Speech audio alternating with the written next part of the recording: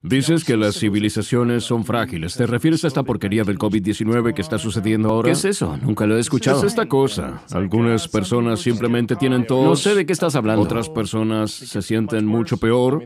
Quiero decir que esto ciertamente se ha apoderado del espacio mental del mundo en un grado que es bastante impactante. Sí. Salió de la nada. Es una locura.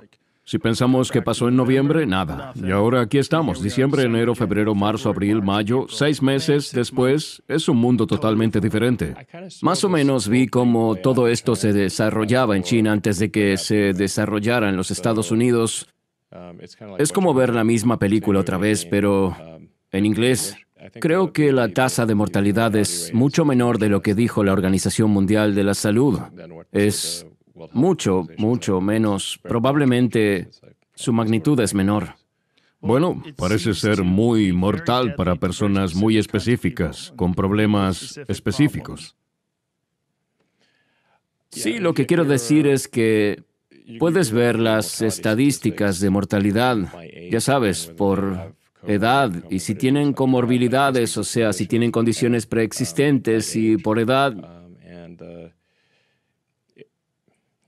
Ya sabes, si tienes menos de 60 años y no tienes problemas de salud graves, la probabilidad de muerte es extremadamente baja. No es cero, pero es extremadamente baja.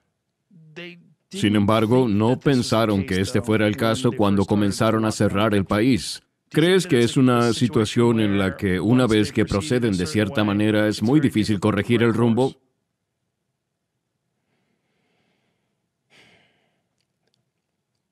Parece que la mayoría de la gente realmente quería el pánico. Es una locura.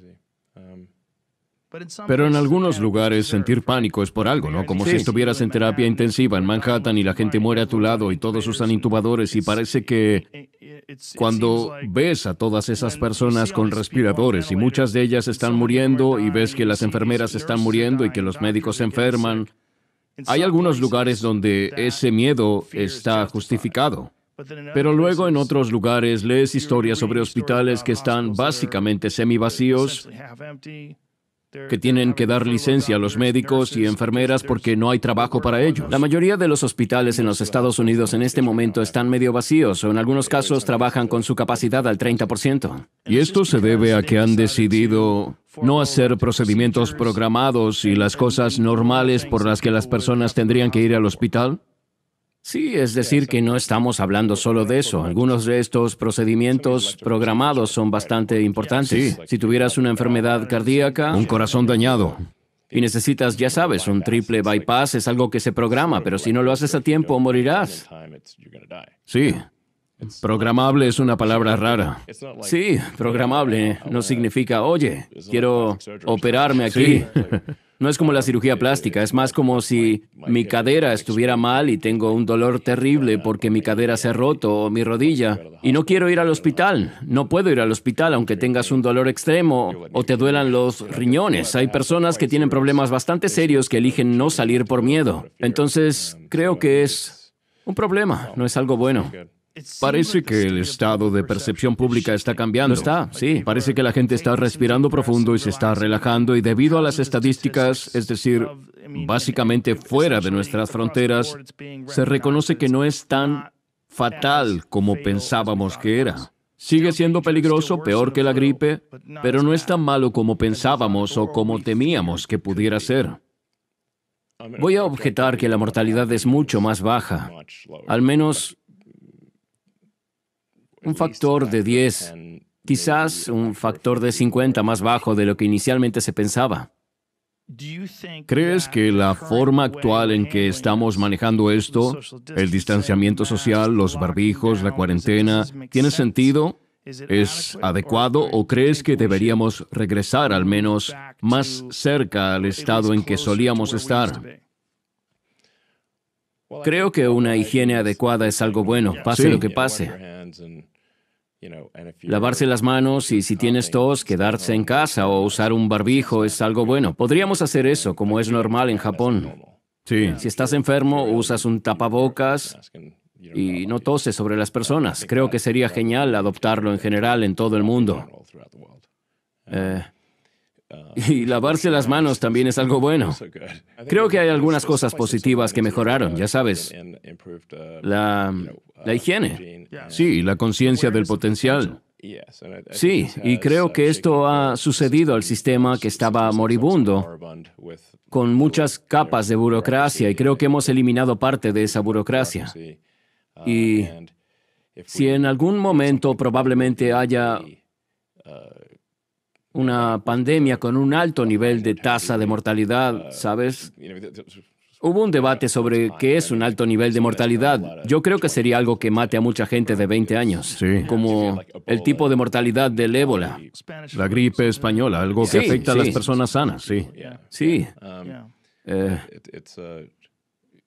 matar a un gran número de jóvenes sanos, eso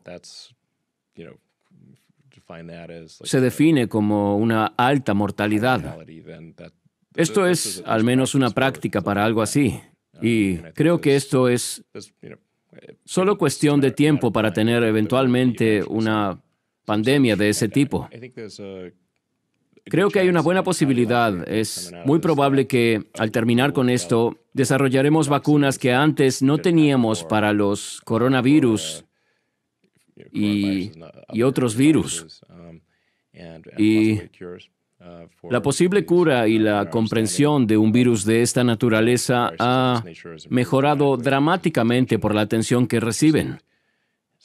Así que definitivamente hay un lado positivo aquí y Potencialmente, si actuamos correctamente. sí, creo que habrá algo positivo, pase lo que pase. Con suerte, más positivo que negativo. Entonces, sí, esto parece una especie de práctica para algo que podría venir en el futuro con una tasa de mortalidad grave, realmente alta. Y tenemos que pasar por esto sin que sea algo que mate a un gran número de personas jóvenes sanas. Hay dos argumentos, ¿verdad? El primer argumento es que debemos continuar protegiendo a los débiles, protegiendo a los enfermos, pero abramos la economía. El otro argumento es dejar de ponerle precio a la vida humana y refugiarnos en un lugar hasta que tomemos alguna decisión y descubramos alguna forma de desarrollar algún tipo de ingreso universal, un plan de ingreso básico universal o algo así para alimentar a las personas durante este tiempo. ¿O es una transición? Bueno, creo que si alguien quiere quedarse en casa, debe quedarse en casa. Si alguien no quiere quedarse en casa, no debería verse obligado a quedarse en casa. Esa es mi opinión. Pero crees que... Y si a alguien no le gusta, es mi opinión. Así que esta noción de que puedes enviar cheques a todo el mundo y que las cosas estarán bien no es verdad, obviamente. Algunas personas tienen esta visión absurda de que la economía es como un cuerno mágico de la abundancia, como si las cosas se produjeran solas, como si hubiera una palabra mágica de la abundancia y los bienes y servicios provinieran de este lugar mágico de la abundancia. Y luego, si alguien tiene más cosas que los demás, es porque tomaron más de este cuerno mágico de la abundancia. Ahora, déjame explicarlo sencillamente. Si no produces cosas, no hay cosas. ¿Sí? Así que, si no haces la comida, si no procesas la comida, transportas la comida o los tratamientos médicos o que te reparen un diente, bueno, no hay nada. Nos separamos de la realidad. No puedes legislar dando dinero y resolver estas cosas. Si no produces cosas, no hay cosas. Obviamente. Las tiendas se vaciarán, nos quedaremos sin... La máquina se detendrá. ¿Cuál es la salida de esto? ¿Cuál crees que es? Si te escuchara el presidente o la gente te escuchara abiertamente, ¿cuál crees que es la salida de esto? Aclaremos los datos. aclaremos las estadísticas. Así que, como dije, se debería clasificar como COVID-19 solo si alguien ha sido testeado y ha recibido una respuesta positiva del COVID-19, no si simplemente tiene uno de los cientos de síntomas. Y luego, si se trata de una muerte por COVID-19, debe ser analizada. ¿El COVID-19 fue la razón principal de la muerte o tenían un efisema o una enfermedad cardíaca o cáncer en etapa 3 o fueron atropellados por un autobús y tenían COVID? He leído todo esto sobre el diagnóstico de personas como muertos por COVID a pesar de las otras variables. Esa no es una pregunta, es lo que está ocurriendo. ¿Y dónde lo leíste? ¿De dónde estás sacando esto? Los funcionarios de salud pública lo han dicho. Literalmente, esto no tiene un signo de interrogación, ¿ok? Ok, pero esto no tiene precedentes, ¿verdad? Si alguien tuviera una gripe, pero también tuviera un ataque cardíaco, asumirían que esa persona murió de un ataque cardíaco. Sí. Sí, así que no tiene precedentes. Y sucede porque es tan popular. No quiero usar esa palabra de manera incorrecta, pero eso es lo que quiero decir, es un tema popular. Y tiene incentivos financieros. Y como dije, este no es un dilema moral de administradores de hospitales, pero ellos están en un lugar difícil en esta situación. En realidad, no tienen suficientes pacientes para pagarles a todos sin dar licencias a los médicos o despedir al personal y Sí. están potencialmente en quiebra. Entonces, dicen, bueno, si sabes que obtenemos todo ese dinero, si decimos que es una muerte por COVID, entonces, ok, tosieron antes de morir. De hecho, ni siquiera tienen un diagnóstico de COVID. Simplemente si tenían debilidad, tos, dificultad para respirar. Francamente, no estoy seguro cómo alguien muere sin esos síntomas. Sí. Pero hay tantas cosas diferentes que podrías atribuirle al COVID, hay tantos síntomas. La diarrea, dolores de cabeza, deshidratación, tos. Sí, pero para ser claros, ni siquiera es necesario que haya tenido una crisis por COVID. Simplemente necesita haber tenido uno de los muchos síntomas y luego haber muerto por alguna razón y dirán que es por COVID.